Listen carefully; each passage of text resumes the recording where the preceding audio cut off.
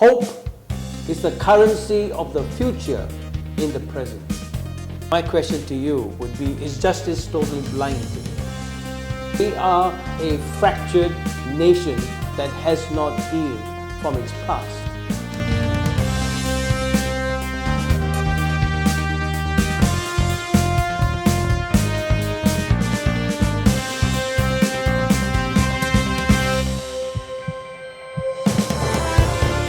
Your concerns matter.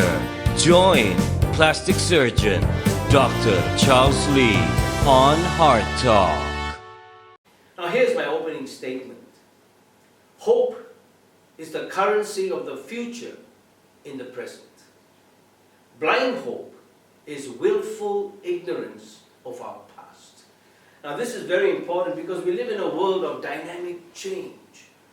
And the prerequisite to adapt ourselves to change is knowing ourselves, embracing our true, authentic self. Now, in the words of a famous essayist and philosopher, Ralph Waldo Emerson, and he writes, and I quote, "To be yourself in a world that is constantly trying to make you something else is the greatest accomplishment in life." Now, my guest today is a well-renowned Sabahan, a true patriot. I'm excited because he belongs to a generation that is, making waves in today's world and society. Now he's a registered architect, a business entrepreneur, an industry leader, a true patriot, I'm saying it a second time, and he epitomizes the real quest to the meaning of life and its purpose. Now, not many come from this particular millennial generation because it's the Y generation. They live with the word, why do we do what we do? So join me today to welcome my guest, a business entrepreneur, a man who loves this state, loves this nation, loves his family, who's making waves and a difference. Mr. James Wong to HEARTtalk. Welcome, James. It's great to be here. Thank you, Dr. Pleasure. Charles. The pleasure is mine. Yeah. Now, I want to start off by congratulating you on your journey so far in your life. I'm amazed at what you have accomplished and the number of people that you've impacted in their lives. And I think that, you are a torchbearer, a change maker, coming from a millennial generation to make a difference. SYBIL, advancing Sabah's economic future and really impacting the global economy as well. I mean, this is a kind of a light bulb from here, a red light, Now, talk to us about SYBIL. Why SYBIL? Well, first of all, SYBIL it's about mobilizing a lot of our young industry and business leaders in Sabah to be able to contribute or work alongside the government to be able to build a stronger Sabah future economy together, right? And, as I was sharing previously, when I first came back, we were just all complaining about everything. We were all just talking about, hey, what's wrong with this? Just bashing every bit of system that was not working, right? But I felt, but then later, after 15 years, I've been back 15 years already, a whole group of us in SYBIL who comprised of very capable, established business and industry people who are running successful businesses on the ground, young people who have also a passion for Sabah, decided that, hey, we're not going to be complaining anymore. Right. We're going to be mobilizing and getting together, being able to, as you say, as we talked about, we're looking for people with head, heart, and fist, right? So I'll explain a little bit about that, where we're looking for people who have head knowledge and how do you say, head in the way that they have the technical ability to be able to solve problems, right? Not complain only. Where we're here to be able to have a step-by-step action plan where we can actually execute to solve certain problems rather than just bark from on the outside. Because I noticed when I first came back, the older we got and the more problems we just started complaining about, the more bitter we became. Right. And this was not a good place to be. We realized that, hey, we want to actually contribute and make certain things happen. So which is why we decided, okay, well, let's look for people with head, but it's not good enough just to be smart Alex and think that you know everything, right? After 15 years of hardship through entrepreneurship, hitting walls, being, we went through a lot of many challenges. It looks wonderful on the outside, but on the inside, Right. I'm sure many entrepreneurs and business owners can tell you that it is a lot of hard work, Right. blood, sweat and tears, right? Sure. But what we realized is that, okay, we're looking for people with head who can actually solve problems, but also it's not good enough just to be a smart aleck, but also to have the heart, to be able to see win-win and to see Sabah grow and to see everybody grow, right? So we're looking for people with head, with heart, but also not just good enough to be smart, have the heart, but soft. Yes. We need to people who are resilient if we are able to grow, because whenever and this talks about leadership, I realized over the 15 years of coming back and leading organizations, there will always be initial resistance. And sometimes you cannot listen to everybody who complains, but as a leader, you need to know deep down in your heart what is the right way forward, and you need the fist to be able to actually execute, not just talk about it. Yeah, I mean, So those are the things that are really important to us. Yeah. I mean, actually, you're talking to me because I'm listening to you. Okay. No, we're all learning together. Yeah, I know. So when you talk about me setting this up, no, it's not just about me. I don't call myself some president or whatnot. I'm actually a mobilizer. There are many other young, capable people who are in this boat together, and we're just mobilizing each other to think about Sabah in the next 5, 10, 30 years from now. I mean, listen, that's why I always say that learning is for life, and life is for learning. You never stop. So when you talk like this, I tell myself when I go for my walks, right, and I'm complaining, why on earth is this road like this? And I've got my fist up and I say, what the heck is going on? But actually, it's thinking out of the box and seeing what you can do from the outside. So it brings me to your purpose statement, and I've got it here with me. Formation to mobilize young Sabahan business and industry leaders to contribute towards building a stronger Sabah future economy. So there are two arms here. The first is the mobilization of the young. Mm-hmm. How young is young? Well, sorry, but 50 years and 49 and below, we consider young. So, well, my heart is young, so I can't. Yeah, you can be an advisor, you can be a mentor. But what the whole idea is that we want to mobilize people with the energy, with the heart, with people who do not have a voice at this stage. Sure. If you think about it, in Sabah specifically, in terms of a platform to represent, let's say, from 20 years old to 50 years old, and in terms of for them to lead, there's actually very few. Right. So, which is why I think we're in a critical era now in Sabah where we're actually very grateful for our current leadership with our YAB Chief Minister, where he's actually very much backing and supporting young people to be able to to be able to contribute. Absolutely. And so which is why even when we first initially coined the idea of SYBIL, we had an engagement session with SEAC, the Sabah Economic Advisory Council, and usually the Chief Minister never comes to some of these association or certain gatherings, but he was very supportive and he attended and he came and he was very much about a part of it, because I think he sees the future of young people being able to contribute to see Sabah in the next 30 years, not just think about the next 1 to 2 to 3 years, but these are people, these are stakeholders who actually can implement something. Like when you talk about, I know this is a bit of a sensitive topic, right? Everybody talks about 1963, right? And everybody complains about the past, whether it's leadership who failed us or whatever, right? And everybody's also complaining about the present situation. But nobody's talking about 2063. Nobody's talking about charting a vision of what we want to see as young Sabahans when we grow to 80 years old. Or, for me, I'll be 80 in 2063.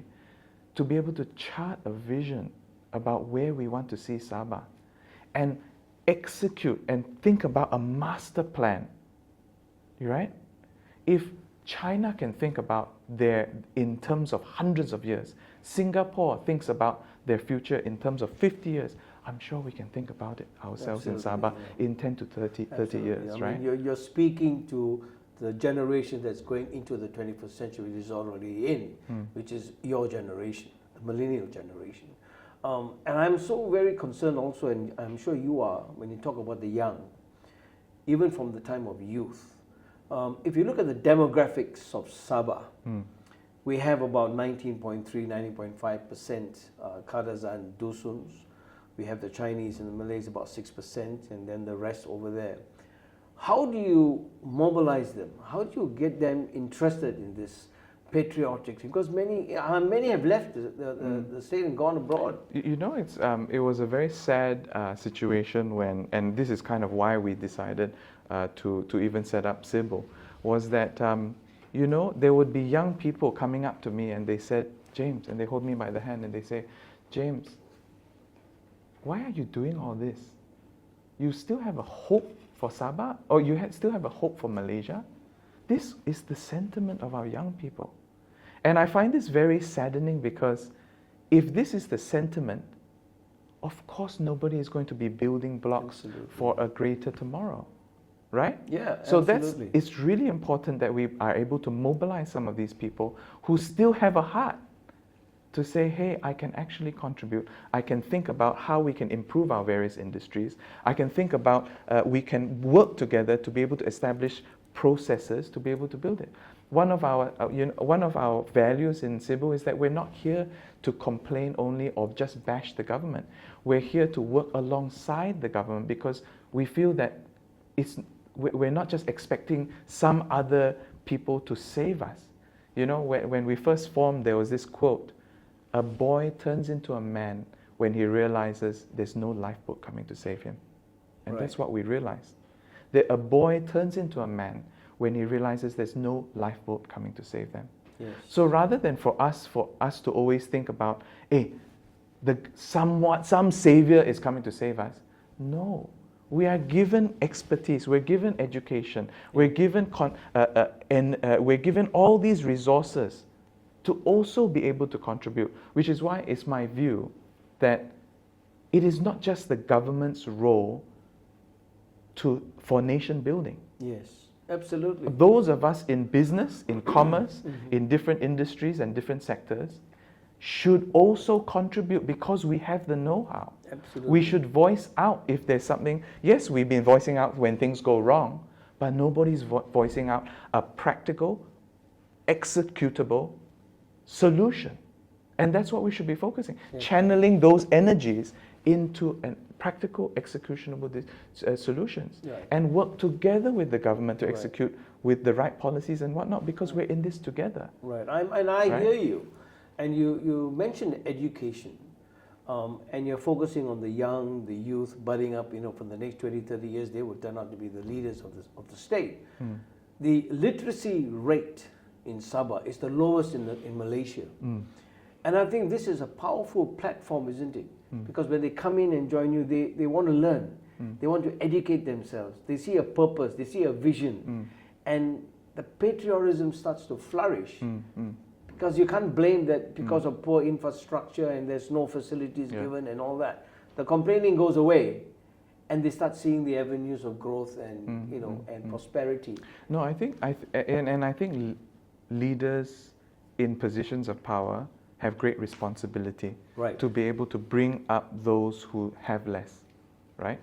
And I think, like for example, and this relates to our economy, right? Like, I congratulate our Prime Minister for trying to bring in higher level industries, like for example with Microsoft, investment from Microsoft and cloud and AI and chip manufacturing and things like that.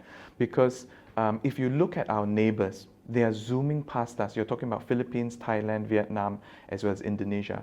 They're zooming past us in terms of economy, innovation, and in many ways, right?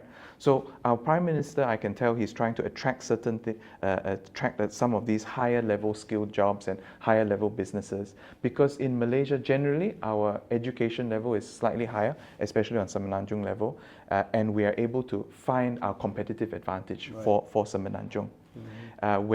where you know, in terms of, we could never compete on price for manufacturing, because people like, you know, in Vietnam, they came out of a civil war. Their resilience of their workforce is incredibly resilient.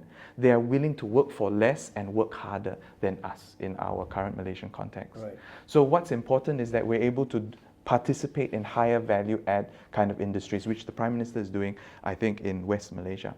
Now, that is very different in terms of the context in Sabah, because you're right, exactly what you said. Literacy rate, education,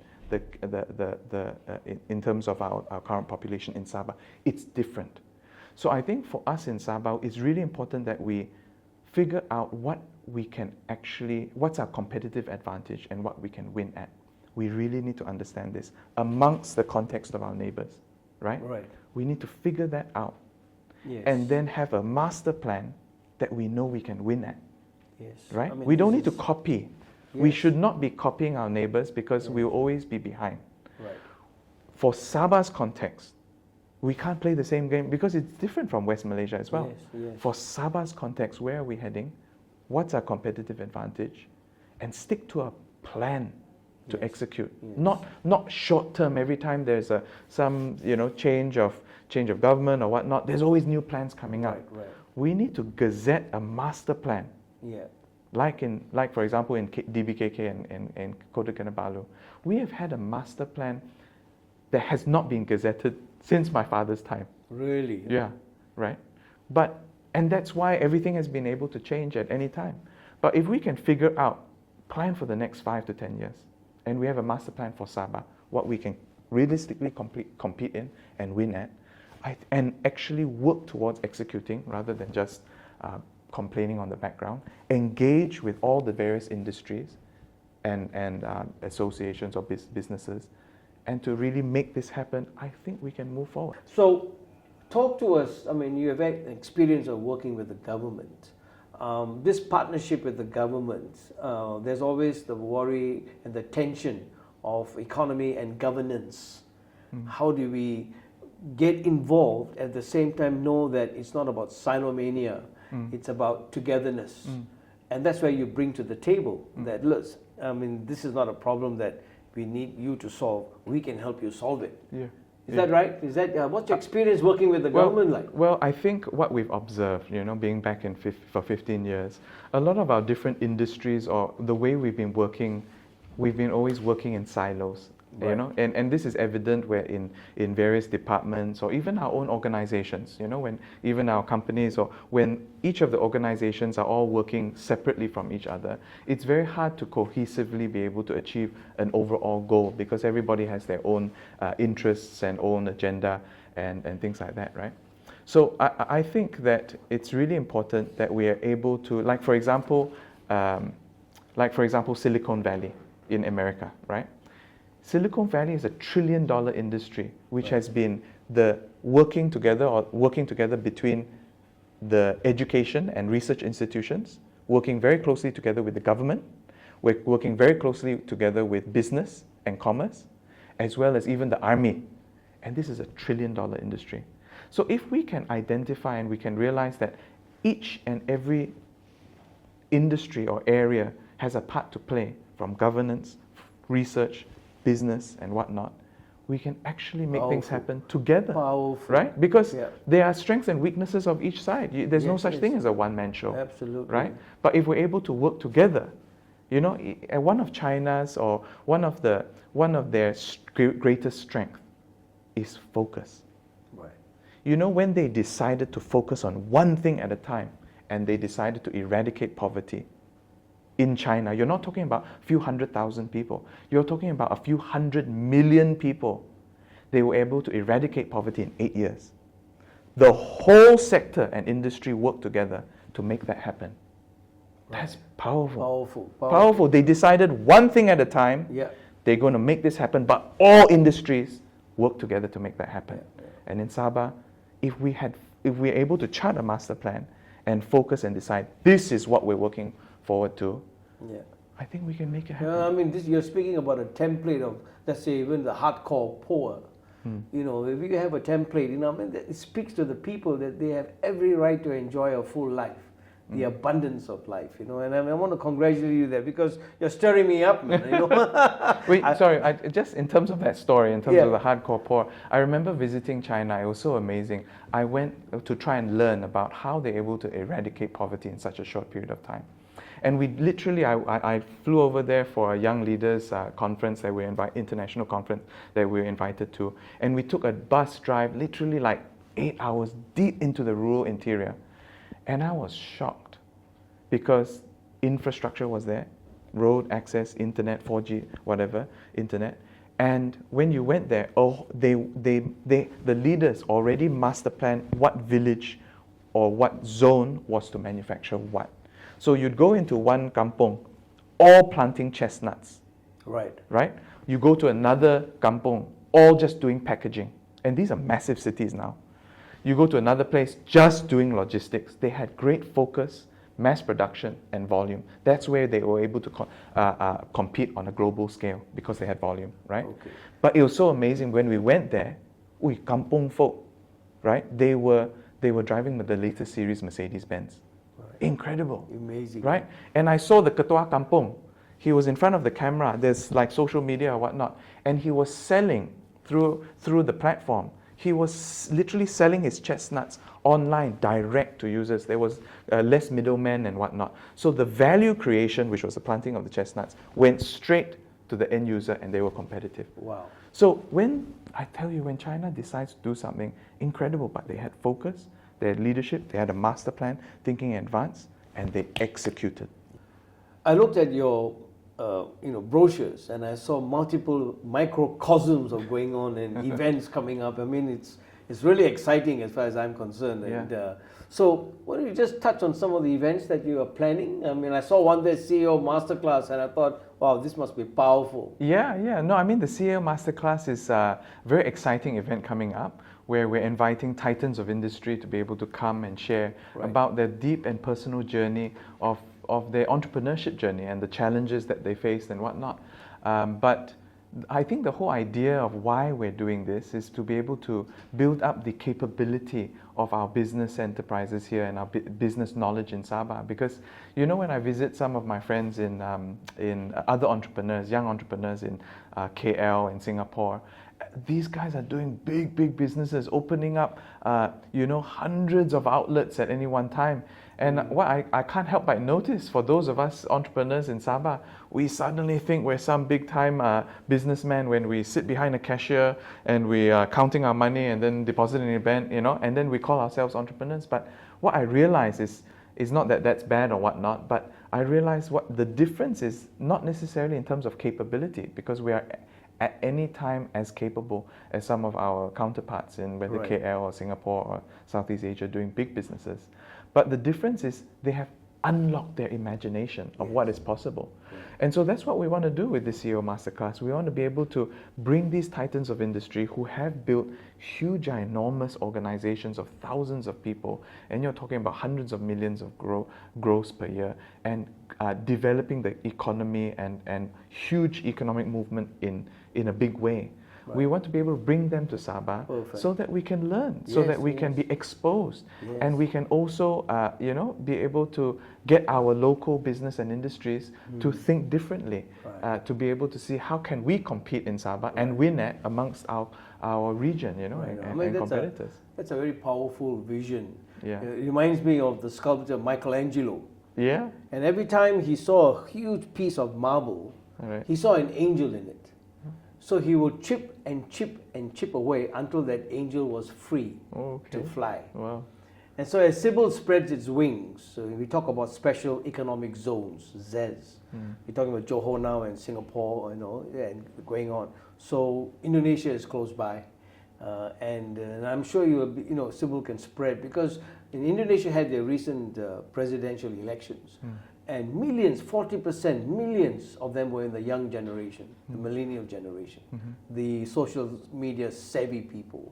And I think this is where, it's exciting times for you guys, this is the big why. And even for the Z generation, the young people, when they see you all excited, they will just come on and join in. Yeah. And I think it's important for us to stay focused on what the objective and the goal is in SYBIL, because we're very much here to be able to build up our Sabah future economy. Right? So that's where we want to be able to channel. Otherwise, why come back to Sabah? Yes. You know, many of us, as I mentioned, you know, in university, we competed with Americans, with the Australians, with Scandinavians, with Germans, you know, but yet we're able to still be one of the best or one of the top in our universities. And I think, why do we come back to Sabah? I think it's because we love Sabah specifically. Absolutely. And I think what we need to do is mobilize a lot of our young people who are capable, who have the head, who have the heart for Sabah, and channel them to use this platform to be able to build and develop their own industries. Yes. There's no such thing as a one-man show. Yeah. I am just one of the pieces of the puzzle. I'm a mobilizer of these various people, right? And we're working as a team. Absolutely. But we have to do this together, Yes. right? And so I think, you know, I think you were also asking about what are some of the activities that we've done in the past. We've literally only started 6 months ago. And it has been a huge roller coaster since then. We've been doing so much, right? And some of this has been behind the scenes as well. I mean, we had an engagement session with SEAC. We've formed a partnership with UMS Biotechnology Institute to be able to identify all these low-hanging fruit or different research like hybrid garupa, there's so many different research and low-hanging fruit that can actually be taken to commercialize it. You know, we've had meetings with Sabah Credit to see how we can bring start-up capital to a lot of these entrepreneurs for them to start and grow their businesses. We had even the Jiangxi government from China called us up and they said, congratulations, SYBIL, we want you to organize a Sabah Jiangxi Business Forum. Which we're like, hey, why choose us, you know? Yeah. But they saw that we're able to connect and we're able to build that relationship between countries even, right? Yes. And we're able to execute and team the right people to be able to facilitate this. You know, we work with Invest Sabah, to co-organize with MIDE, the Ministry of Industrial Development and Entrepreneurship. So there's been so many things happening. It's been exciting. But I think what's really important that we stay focused and moving forward. How do they contact you? I mean, how do they get in touch with SYBIL if they want to know more? Yeah, I mean, get in contact. We're on our website as well. Our Facebook page is Sabah Young Business and Industry Leaders Network, SYBIL. So you can just contact us through our Facebook page as well. We have a website. And get in touch. We'd love to get to know you and hear about what are the various industries that you'd like to develop. So, I mean, just wrapping up, we would like to be able to mobilize a lot of these young and business and industry leaders to actually participate in a task force. So whether it's an oil and gas task force, whether agriculture, food security, medical tourism, events and CEO masterclass, training, learnings, mentorship. So we are trying to mobilize people for action. Yeah, it's not just an association where we come and build relationship and have fun. You know, I think that's great. We can do that with some of our other groups. But this is very much an action-oriented group where if you come, you have to participate, and it's an honor for you to be able to serve and build up your various industries and serve your state and your country. Well, powerful. Well, that's the platform for you. So stay connected, stay interested, and stay investment because it's just the beginning. We'll talk again. Cut. Hey! Wow. It's about your one mouth. There you go. Yeah. Thank you so much, Dr. Charles. Let's just do that together. Yeah.